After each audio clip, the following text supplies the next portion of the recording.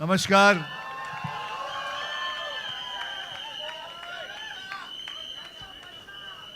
एक बात बताइए, यहां कौन है जिसको पैसा अच्छा नहीं लगता है?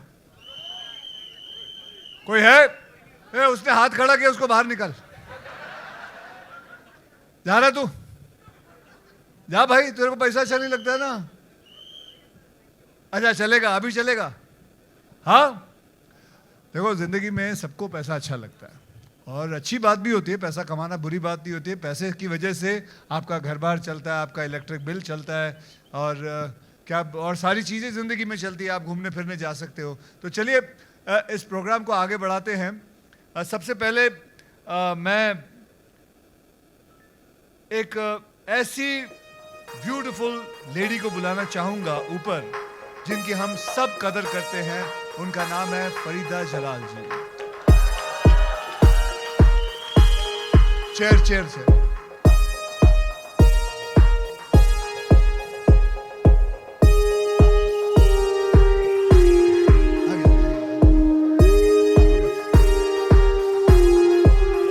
जोरदार तालियां फरीदा जलाल जी के लिए।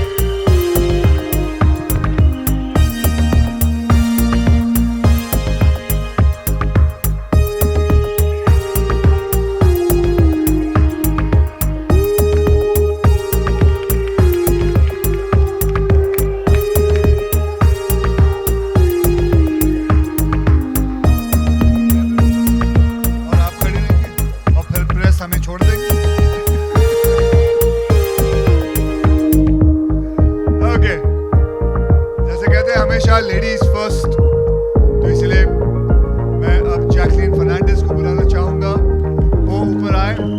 लेकिन जैकलीन जी, आपके लिए चेयर नहीं है, आपको खड़े रहना पड़ेगा। ऑलराइट, अब मैं बुलाना चाहूंगा जैकी दादा को ऊपर, क्योंकि हमारे सबसे सीनियर एक्टर हैं। एक्चुअली दादा सीनियर नहीं, दादा आप सीनियर नहीं हो, परेश भाई सीनियर हैं आपसे। 30 मई 1955 में पैदा हुए इंसान परेश भाई, ऊपर आइए।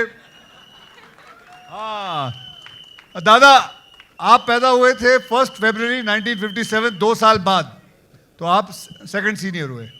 दाढ़ी तेरी सफेद लग रही है। नहीं मेरी तो, आप क्या काली करवा के नहीं आते क्या? अभी ज्यादा मुझे बोलना नहीं तो पूरी पोल खोल दूंगा, फिर ना पोल रहेगा ना कुछ रहेगा फिर।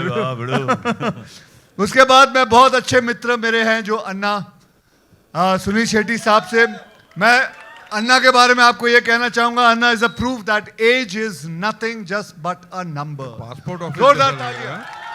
Thank you. पासपोर्ट ऑफिस जैसा लग रहा है। पासपोर्ट ऑफिस लग रहा है? पासपोर्ट ऑफिस जैसा लग रहा है। चलो ठीक है। नेक्स्ट इज राजपाल साहब। राजपाल साहब आप आइए। ये ऐसे एक्टर हैं जिनका एक एक्सप्रेशन काफी है, पूरी दुनिया में सारी मीम इन्हीं की वजह से बनती है। और अगली बार मैं बुलाना चाहूंगा कीकू शारदा। ये इंसान के रूप में एक फुल टाइम एंटरटेनमेंट है। जहां जाते हैं वहां पूरा ऑटोमेटिकली शुरू हो जाते हैं सब कुछ। एंड अबव ऑल बिंदु दारा सिंह साहब। जीतू आओ। वैसे जैसे कहते हैं ना, जैसे हर जंगल में एक किंग जरूर होता है, उसकी जरूरत होती है, वैसे ही एक फिल्म को प्रोड्यूसर की जरूरत होती है।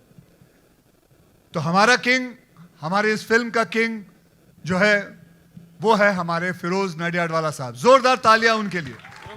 आइए आइए फिरोज भाई, the man, the myth, the machine. Firoz भाई, फिरोज भाई आओ। अब मैं बुलाना चाहूंगा राकेश डांग साहब को, जो हमारे इस टीम के वाइस कप्तान रहे हैं। अब देखिए, हमारे पास इस वक्त चेयर नहीं है, हम सब खड़े रहेंगे, आप लोग बैठिए। जिनको जो पूछना है क्वेश्चन, अपना पब्लिकेशन का नाम बताइए, अपना नाम बताइए, और ये क्वेश्चन किसको पूछना चाहते हैं आप पूछना शुरू कर सकते हैं।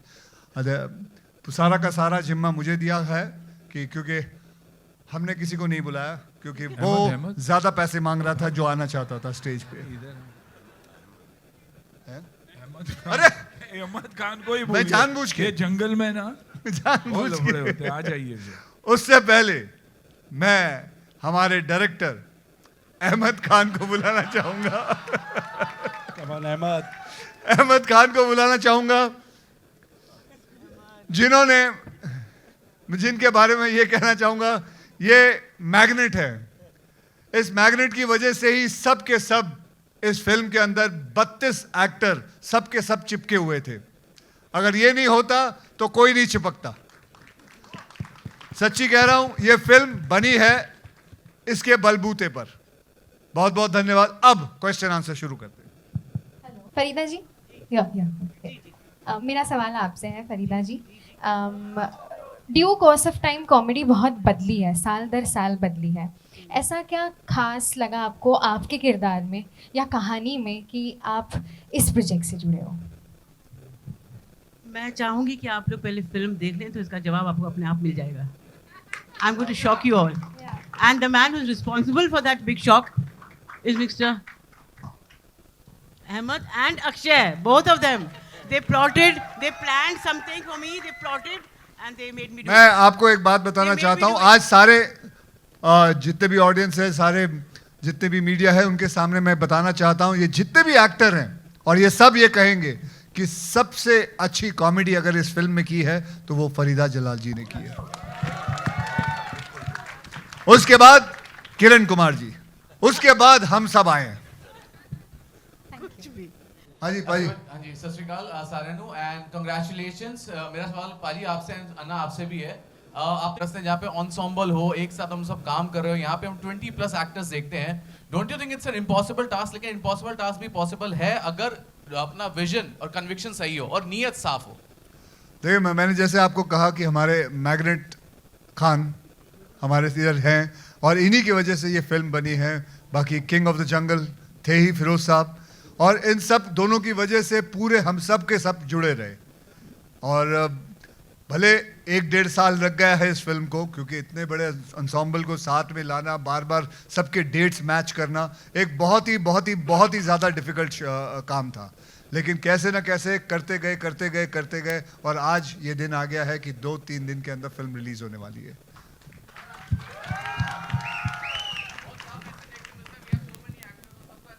बहुत कम दिखने मिलता है, इसलिए हम दिखाई देंगे आपको। और मैं हमेशा यही कहता हूँ कि the beauty of cinema is जब आपको कम के लिए ज़्यादा दिया जाता है। और ये वक्त भी ऐसा है that you want to see all the stars. 32 जन हैं and each one has outperform the other. इतनी खूबसूरती से ये फिल्म बनी है। एंड ऑनेस्टली, जैसे अक्षय ने बार बार कहा और हम कहते हैं कि ये तीनों के वजह से ये फिल्म बनी है, आकी के वजह से ये फिल्म बनी है। और ऑफ कोर्स बाकी सारे एक्टर्स जो एक साथ, they believed in each other. वक्त ऐसा भी था जब 32 के 32 की ज़रूरत थी शूट पे, लेकिन शायद 15 थे, लेकिन फिर भी Ahmed manage to finish this film. I don't think Ahmed के अलावा कोई भी ये फिल्म डायरेक्ट कर सकता था। So due credit to him and outstanding job. Madam mic आ जाएगा तब पूछ लेना। अब माइक उसके हाथ में। 1 सेकंड मैम, 1 सेकंड। इनके बाद मैडम को दे देना mic. Farida ma'am, towards your right Right? side. Yes. Yes, Hi. yes, yes. मेरा सवाल आपसे, अक्षय सर ने अभी बोला कि आपका कैरेक्टर इस फिल्म में सबसे फनी है। तो अगर मैं आपसे बोलूं बिना सस्पेंस को ज्यादा रिवील करते हुए, थोड़ा सा अगर स्नीक पीक फैंस को मिल सकते हैं कि क्या किरदार था और सबसे ज्यादा पसंद क्या आया जब आपको स्टोरी के बारे में? नहीं। काश मैं बता सकती, मैं नहीं बता सकती। It's that biggest ये भी नहीं बता सकती कि इनकी डायलॉग डिलीवरी कैसी है। ये कुछ नहीं बता सकती। बिल्कुल भी नहीं। डायलॉग के बारे में तो कुछ बोल ही नहीं सकती। ठीक है, थैंक यू सो मच।